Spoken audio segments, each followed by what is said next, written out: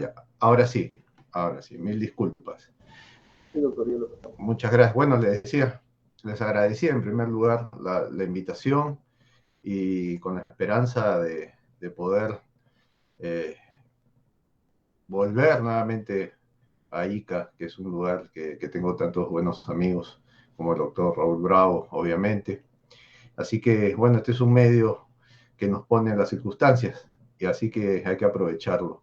Bien, como les decía, agradecía la invitación a este diplomado a hablar de un tema que, que es muy importante en líneas generales, pero sobre todo en países como los nuestros, donde la carencia de respeto a las normas, lamentablemente, es una constante, tan constante que un constitucionalista y filósofo del derecho alemán, Lowenstein, perdón, señalaba a mediados del siglo XX de que una de las constantes de los países hispanoamericanos era su tradición de ruptura constitucional.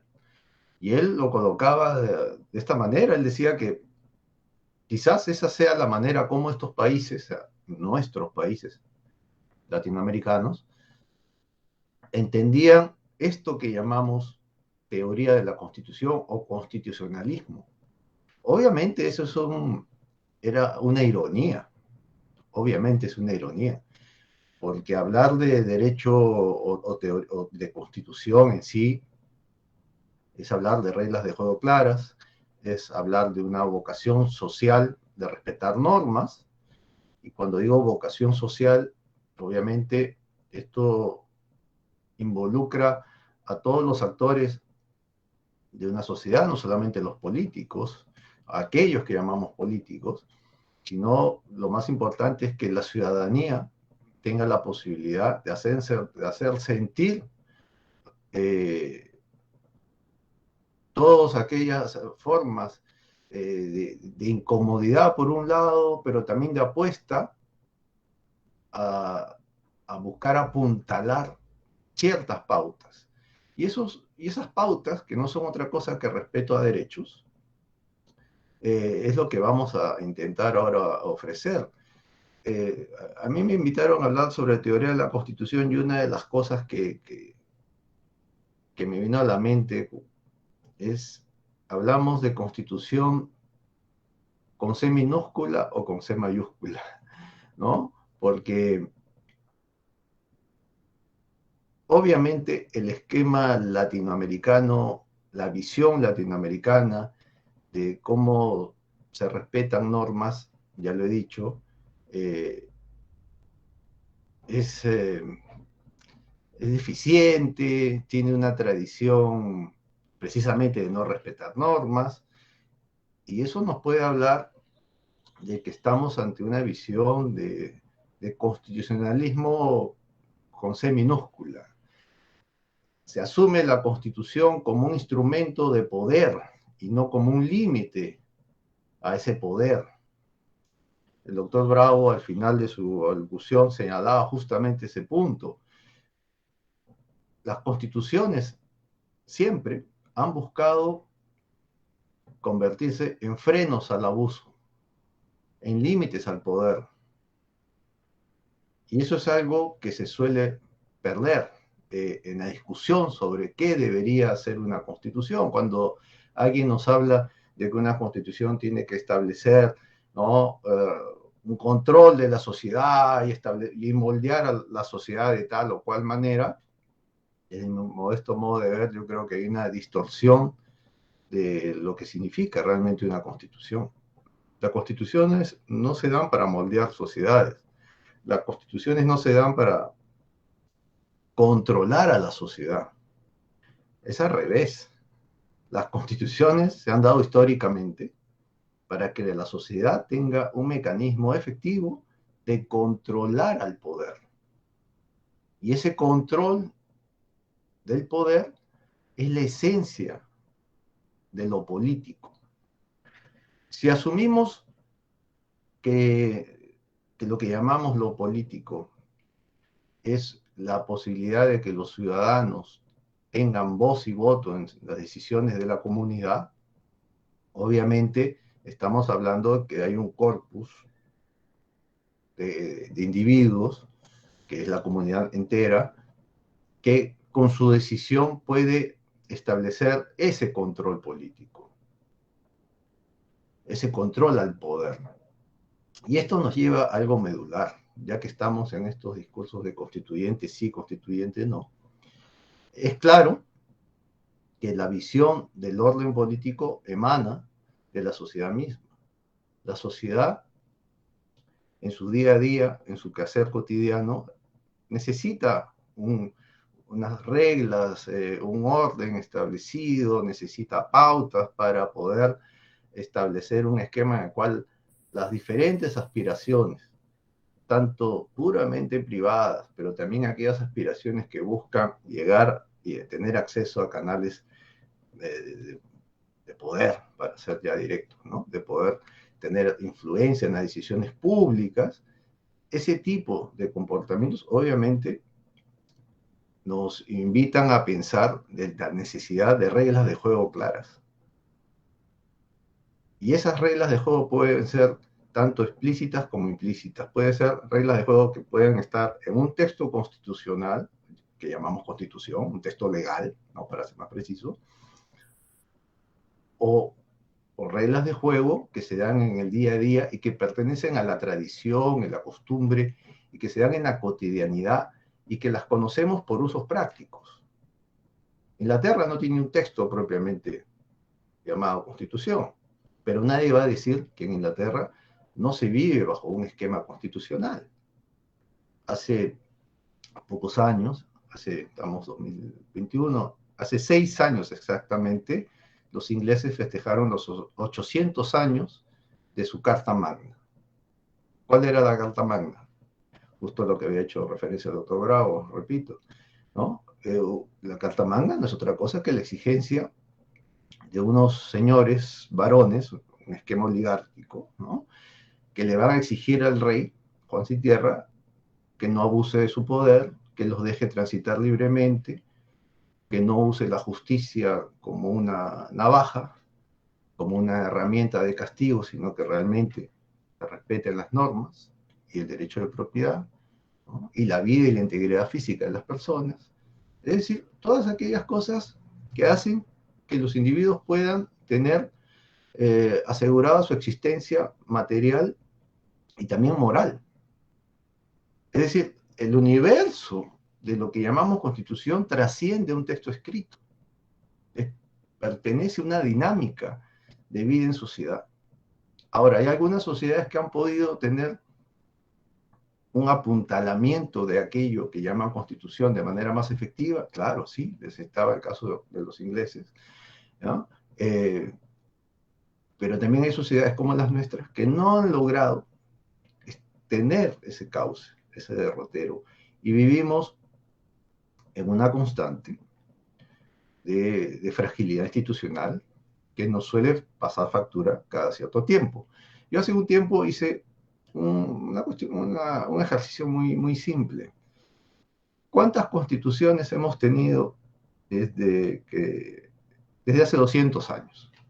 Porque desde hace 200 años vivimos como república independiente, ¿no? Formalmente hablando, tenemos un autogobierno, los peruanos deciden sí o no, tienen una vocación republicana, al fin y al cabo somos un país independiente desde hace 200 años.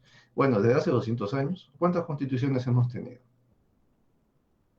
Si asumimos que hemos tenido 12 constituciones, como es el dato que yo tengo, uno puede estirar algo más a 13 quizás, si colocamos 12 constituciones en 200 años, tenemos que hemos tenido 16, casi, sí, exactamente, cada 16 años tenemos una constitución. Cada 16 años. ¿Alguien puede hablar de estabilidad jurídica bajo ese parámetro? Que cada 16 años estamos cuestionando si eso que es mío realmente es mío, si los contratos valen o no valen. Entonces, tenemos obviamente una falencia seria. Entonces, entrando al tema de qué es una constitución, no es otra cosa de que un esquema de control político. Puede ser directamente a través de un texto constitucional, pero también puede ser a través de una serie de comportamientos que se dan en la sociedad que hagan ese control político. Esto es algo que yo quiero que quede bien en claro, porque no todo va a estar en una constitución, en un texto llamado Constitución Política del Perú, porque el desarrollo de la política, de la división de poderes, de la clásica división de poderes, y el día a día de la pugna por hacer respetar derechos, es mucho más rico de lo que puede establecer un legislador, o en este caso un constituyente. Esto nos lleva a algo que debería ser elemental, pero lamentablemente no lo es. Cuando se habla de constituyentes, de constitución, inmediatamente, más que pensar en derechos, se piensa en la posibilidad de que desde el poder se puede transformar las cosas. Y verdad, se pueden transformar las cosas. Pero esa es la esencia de una constitución. La teoría del poder constituyente, por ejemplo, que es una teoría que invita al constituyente a tener un poder casi omnímodo y que ha tenido... La teoría del poder constituyente surge a fines del siglo XVIII en Francia, en la pugna contra el absolutismo monárquico, un absolutismo muy fuerte, pero a su vez muy decadente. Y eso los países que se independizan de España en el siglo XIX lo toman, pero lo toman de una manera, creo que mucho más radical de lo que los franceses han asumido esa teoría del poder constituyente. No hay otra región que yo sepa donde se asuma que el poder constituyente lo puede todo. Claro, eso el autor de la teoría del poder constituyente, Sayes, lo señala, pero lo señala en un texto. Pero aquí lo señalan ya actores políticos, ya hombres de acción política, hombres que buscan capturar el poder, y nos están al fin y al cabo planteando es que todo el esquema de derechos se suspende frente a el poder constituyente, esto entre comillas, poder constituyente. Y ahí hay un problema serio. ¿Dónde quedan los derechos fundamentales de la persona humana? Obviamente, bajo esa teoría, el poder constituyente puede más que eso. ¿Puede vulnerar derechos fundamentales? Desde esa teoría sí, pero ¿realmente lo puede hacer?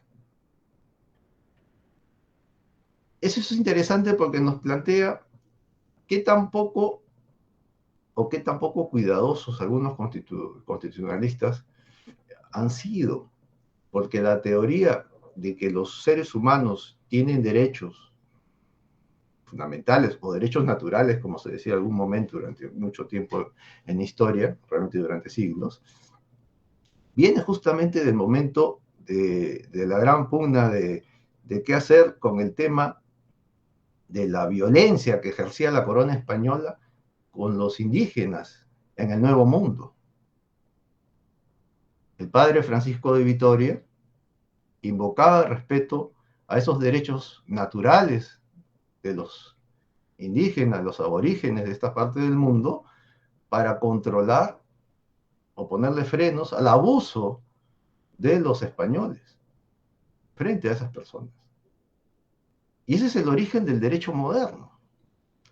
Ese es el origen propio de la modernidad. Sin embargo, eso se ha diluido en el tiempo. Pero sin embargo, si uno empieza a hurgar realmente que es una constitución, como le he señalado, la constitución no solamente es un texto escrito, está en un texto escrito, tiene una trascendencia mucho más allá de ese texto escrito. Y ahí está la importancia de los derechos fundamentales o derechos naturales, como algunos quieran llamar incluso.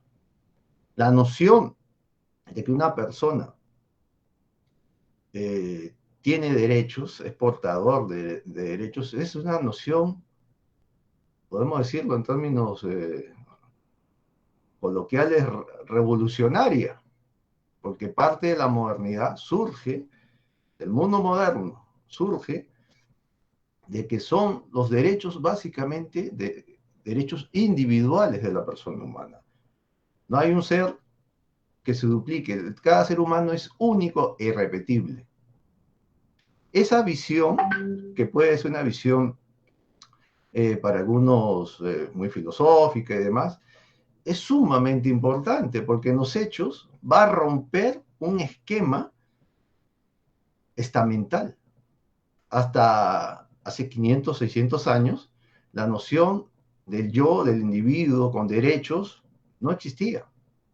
Solo algunos individuos tenían derechos. Solo algunos señorones, oligarcas, tenían esa posibilidad de hacer valer sus derechos frente a sus iguales. Pero hoy en día vivimos en una sociedad donde el solo hecho de estar presente en este mundo nos coloca en situación de portadores de derechos. Eso es lo que hace decir, por ejemplo, un pensador moderno como John Locke, lo hace señalar de que no existe en el mundo nadie que no tenga derechos. Todos tenemos derechos y tenemos propiedad, porque John Locke liga derecho con propiedad. Bueno, no voy a entrar por ahí. Pero esa noción es sumamente importante porque la modernidad está en ese punto. ¿Y a qué me refiero con modernidad? Es romper un esquema en el cual el ser diferente, el poder disentir de la opinión de la mayoría, pero no solo la opinión de la mayoría, sino en general, el solo hecho de plantearme o plantearnos como individuos frente a un colectivo y hacer respetar nuestros derechos como individuos frente al colectivo, eso es algo que antes no se tenía. Eso antes no estaba presente. Eso es un logro de la civilización. Y el derecho constitucional se nutre de esas experiencias y se hace fuerte en ese esquema. Esto es muy importante.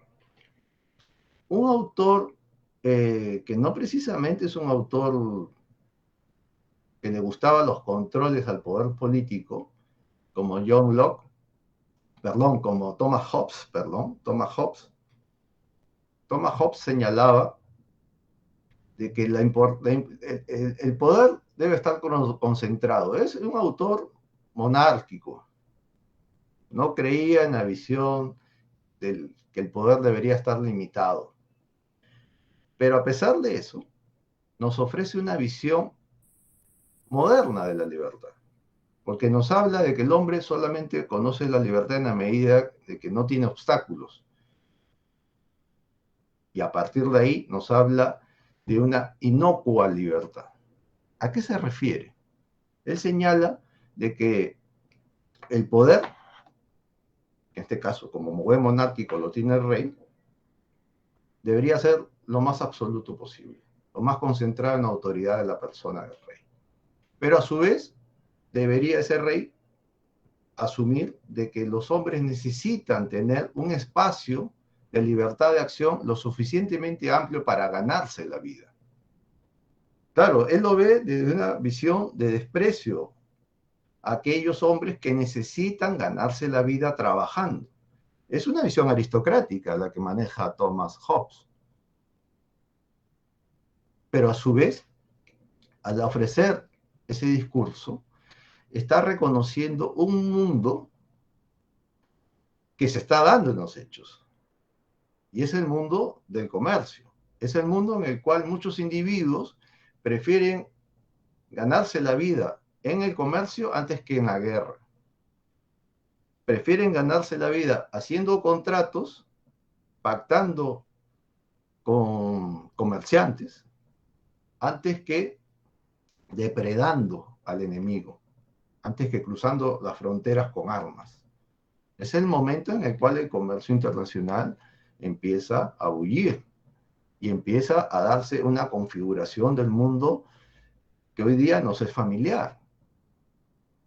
Y es el momento en el cual los derechos empiezan a tener un cariz netamente patrimonial, individualista. En el siglo XVI, Jean Baudin, que no es ni liberal ni a los Hobbes, aunque podría tener cierta similitud, decía que la importancia de una república está en que ésta se funda para proteger a la familia, la propiedad y los bienes de las personas. Las personas se unen en comunidad política para poder defenderse y poder tener, a partir de esa defensa, un modo de vida que les va a permitir precisamente apuntalar cada uno de estos factores. El derecho constitucional no es muy diferente a eso, a esa visión republicana. Al fin y al cabo, John Locke va a nutrirse de estas lecturas de Baudin, pero también de Thomas Hobbes, y nos va a presentar un mundo en el cual ya la necesidad de controlar al poder,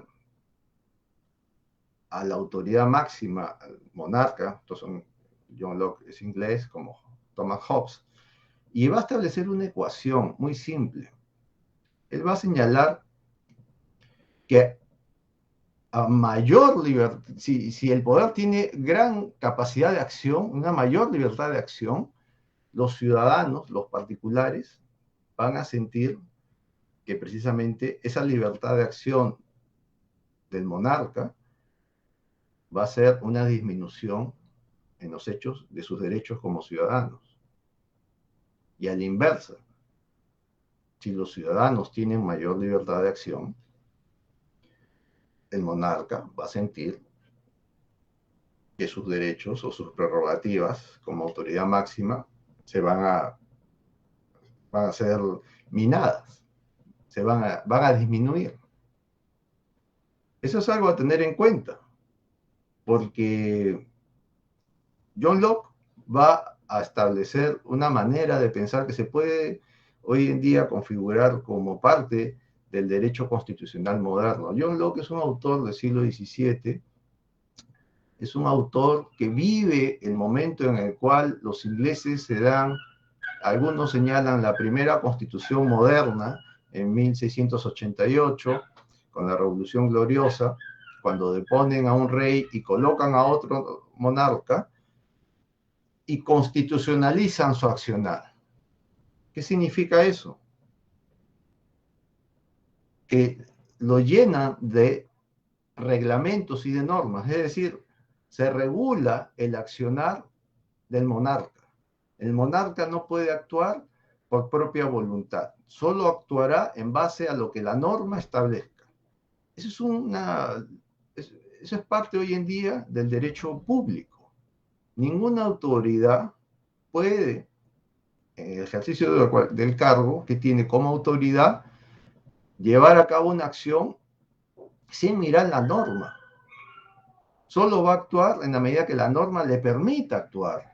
Y si la norma no le permite actuar, no puede hacer nada. Esa manera de pensar surge en ese momento en Inglaterra de fines del siglo XVII. Curiosamente, desde hace un buen tiempo, esa manera de pensar ha empezado a ser discutida. Y al momento de discutirse, nuevamente empieza a activarse aquella lógica o regla de Locke, ¿no? Que si le quitamos protección de derechos a los ciudadanos, ¿quién es el que va a ganar? ¿El ciudadano o la autoridad? Obviamente la autoridad. Y le va a dar la posibilidad de ser arbitrario en su comportamiento. Bien, esta visión del siglo XVII, que es un siglo fascinante desde el punto de vista del control político y las ideas políticas y al asomo de lo que hoy en día llamamos modernidad, incluso de la propia visión de la ilustración, nos va a colocar en un plano sumamente importante, porque yo les he hablado de Hobbes, pero hay una serie de pensadores que van a desarrollar estas ideas de Hobbes y de otros autores como Bogrocio, John Locke y demás, ideas que al fin y al cabo van a ser parte del discurso de la primera democracia moderna. La primera democracia moderna, obviamente, son los Estados Unidos de Norteamérica. Pero hay una serie de tradiciones que van a apuntalar ese tipo de discurso y de comportamiento. Al fin y al cabo, los padres fundadores, es decir, Thomas Jefferson y compañía, John Adams y demás personajes de esa experiencia tan importante, no es que van a inventar de la nada, van a recoger una serie de situaciones, pero todas ellas van ligadas a algo muy interesante, que es que si el hombre es un hombre con derechos individuales, obviamente se corre el riesgo de presentar al hombre en un plano puramente egoísta. Y cómo llevar a cabo una vida en sociedad pacífica frente a esquemas donde el hombre, o los seres humanos en general, se presentan a sí mismos como actores puramente egoístas, individualistas y demás situaciones de ese tipo, ¿no? Esto hay que verlo con calma. A veces las palabras nos asustan. Eh, el siglo XVI, siglo XVII es un momento de bisagra, de transición, pero también de ruptura. Y esa visión del orden político, del orden constitucional de ese momento, es parte de esa ruptura. Y esa ruptura no es otra cosa que es el fin de una manera de asumir la vida política bajo valores únicos. ¿A qué me refiero? Hasta antes de ese momento, la existencia de la vida política en general era una existencia ligada a que los hombres que vivían en una comunidad compartían los mismos valores. Para empezar, el tema de la religión, que es un tema medular en ese momento. Hay guerras de religión en ese momento. ¿Y por qué hay guerras de religión? Porque hay gente que empieza a decir, yo creo otra cosa. Yo tengo una postura diferente. Esa visión de lo diferente, al fin y al cabo, es una expresión de individuos que buscan su propio espacio. La vida moderna, al final, es el consagrar que cada individuo, cada particular, logre tener su propio espacio y que ese espacio sea respetado por el resto de la comunidad. Es decir, no estamos ante, ya como en la etapa previa al siglo XVI-XVII, ante comunidades de pensamiento único, para ponerlo en un plano más radical, que lo era en ese momento, sino ante planos ya donde la posibilidad de disentir, donde la posibilidad de ser diferente asoma y se instaura. Asoma y se instaura y empieza a escarbarle, a tumbarse un mundo. Y ese mundo no es otra cosa que el mundo de los derechos fundamentales de la persona. Por eso yo les decía la importancia de este último punto, que es mucho más relevante y mucho más moderno y moral, desde el punto de vista constitucional, por supuesto, frente a estas posturas de que desde el poder se puede transformar la sociedad, que es la visión, para mí, bastante febril de esta teoría del poder constituyente. No existe en otra parte del mundo tanto apego a esta teoría del poder constituyente. Esto es algo sumamente interesante. Quizás alguien podría hacer una tesis sobre el tema. ¿Por qué los latinoamericanos tenemos tanta predilección por este tipo de teoría? Sobre todo en el campo del derecho, obviamente, en el campo del derecho, ¿no? El derecho constitucional puntualmente, pero que ya nos plantea una situación mayor desde el punto de vista de cómo entendemos ya no solo el derecho, sino la vida en sociedad, la política, y por qué hay esa pretensión de querer siempre refundarlo todo. Si establecemos que una constitución, antes que un texto, es un sistema de defensa de derechos, obviamente ya estamos entrando a un plano de la teoría de la constitución mucho, de mi modesto modo de ver, mucho más rico que del plano netamente positivista y legalista de un texto constitucional. El texto constitucional es importante, no lo voy a negar, yo no estoy hablando de negar la importancia de un texto constitucional, pero no solo eso es constitución. La constitución es la posibilidad de que los miembros de una comunidad política, es decir, los ciudadanos, tengan los canales efectivos para poder hacer valer sus derechos frente al poder. Si esos canales, sean formales o informales, logran tener efectividad, estaremos ante una sociedad que ha logrado apuntalar esa posibilidad de defenderse frente al poder. Pero si no, obviamente estaremos ante un esquema de fragilidad institucional sumamente severo, que es lo que estamos viviendo en carne propia los peruanos, pero no solo los peruanos, repito, este es un mal de América Latina. No voy a entrar en el plano económico porque quizás en ese plano puedan hacer las cosas mucho más descriptivas. Quiero centrarme netamente en el campo de la Constitución y en el campo del derecho constitucional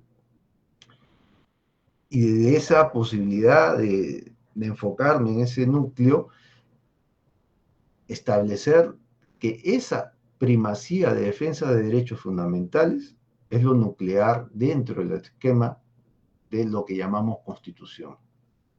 Lo demás es importante, pero lo nuclear es esa visión. Si una sociedad no tiene idea de este punto, obviamente estamos ante un esquema sumamente frágil. Obviamente, en la pugna por el poder, se van a necesitar ciertas reglas. Entonces ahí ya trascendemos o vamos más allá del esquema de derechos fundamentales. Y esas reglas no son otra cosa de que buscar que aquellos actores que buscan el poder puedan ser controlados de la mejor manera. James Harrington, que también es un autor inglés del siglo XVI, había señalado que la mejor manera de que los que buscan emprender en el poder puedan ser controlados es que se le dé la posibilidad de usar ese emprendimiento, esa vocación de voracidad por el poder, ¿no? Dejándolos ser hasta cierto punto para que otros actores con las mismas intenciones también puedan servir de freno. Esta visión él la definió como dos muchachas que desean un pastel y buscan la mejor parte del pastel. Es una parte muy cómica porque él señala, dice, bueno, obviamente las dos muchachas querrán la mejor parte del pastel. ¿Y cuál es la mejor manera de que eso suceda? La mejor manera es que una de las muchachas parta el pastel, pero que la que se coma esa parte del pastel, la que elige esa parte del pastel, sea la otra. Un pastel, dos muchachas, un pastel. Harrington dice, la mejor manera de controlar el poder es que una de las muchachas, porque las muchachas al fin y al cabo es una metáfora de dos flancos de políticos, ¿no? esa muchachita que va a cortar el pastel no se va a comer el pastel, se lo va a comer la otra, porque es parte de las reglas del juego.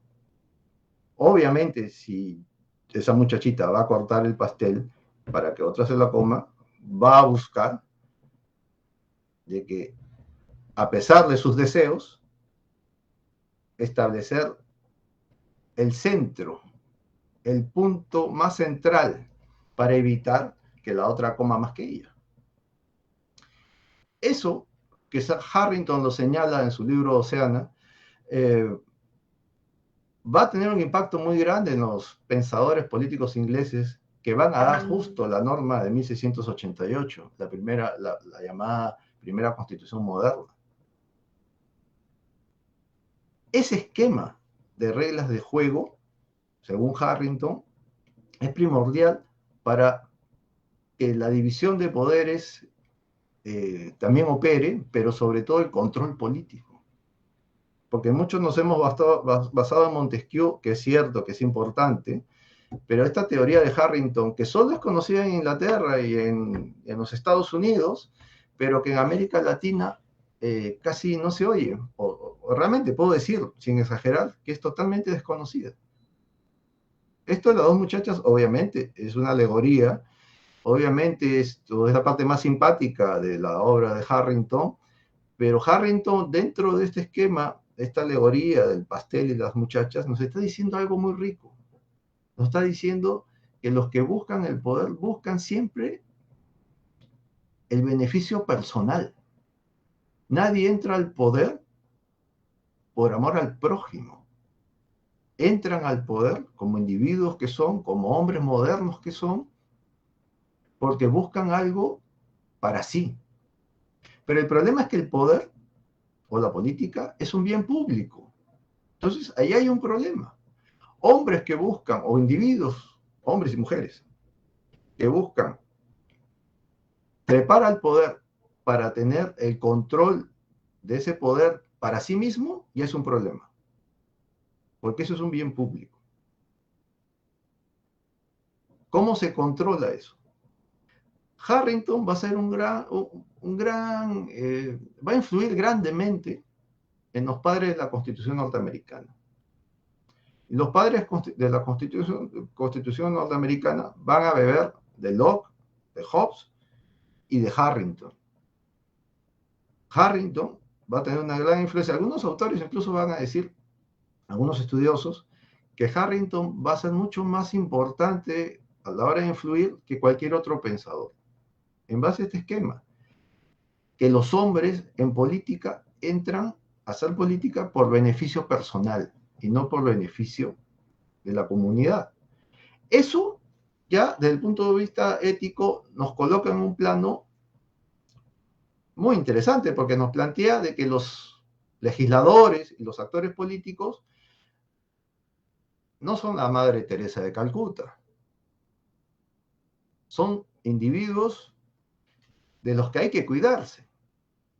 Es decir, hay que establecer una serie de normas formales e informales para que esos hombres egoístas con poder no hagan daño a la sociedad. Ese esquema, que es un esquema netamente principista, o sea, es el punto de partida de todo el esquema constitucional anglosajón en líneas generales, es una visión escéptica del hombre que está en el poder. Es decir, se duda del hombre que está en el poder.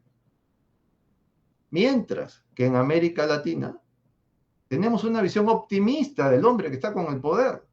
Quizás eso explique por qué hay tanta fascinación con refundar el país, con visiones de asambleas constituyentes, porque se parte de la idea de que esos hombres son buenos per se, tienen buenas intenciones y que van a usar el poder para bien.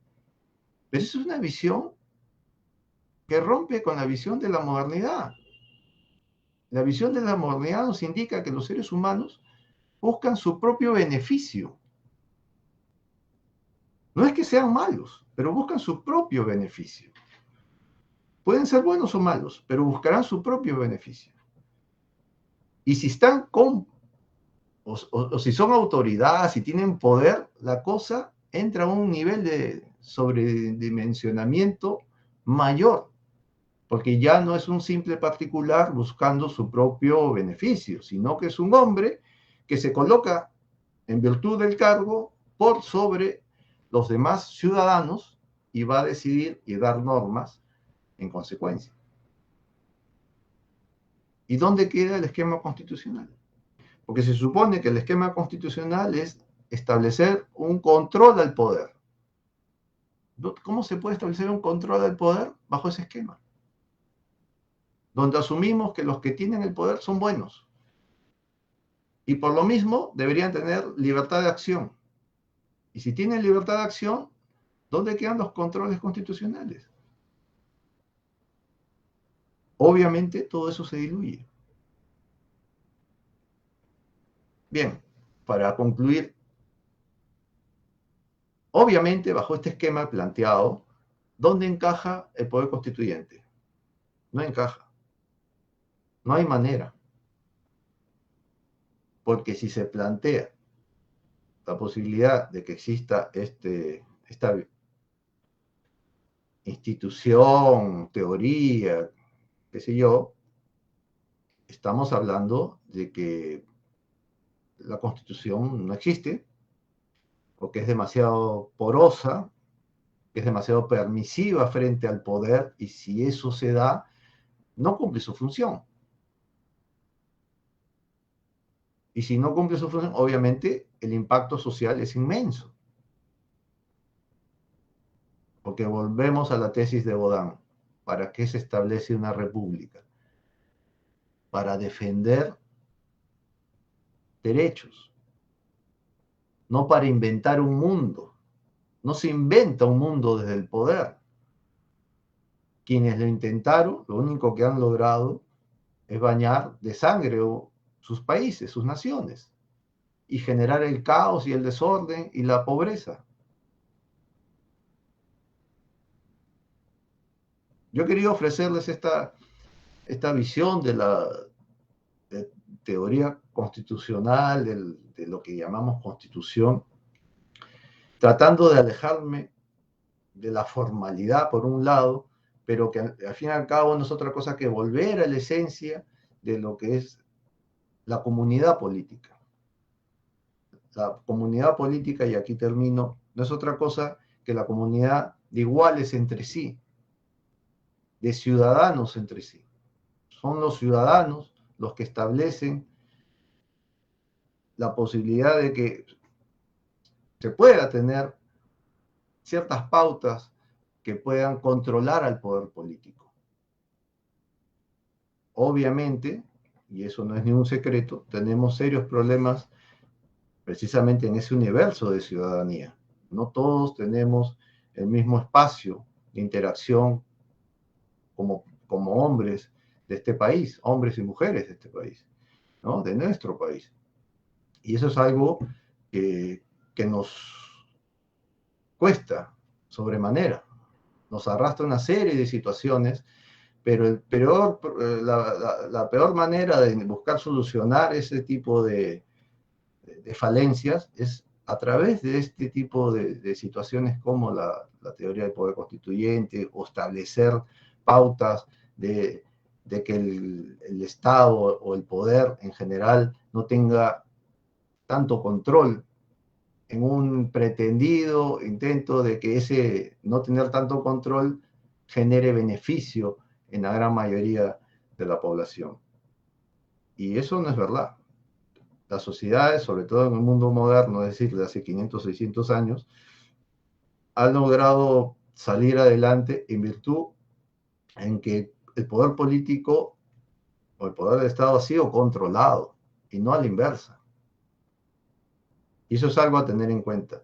O asumimos una constitución propiamente de la modernidad, o nos planteamos una regresión total a estadios premodernos, que eso también es parte del discurso político contemporáneo, y no quiero entrar ya en ese campo, así que lo dejo en este plano, lo dejo ahí, y si hay preguntas, encantado de absolver las preguntas. Si no, como digo, feliz de haber estado con todos ustedes esta noche.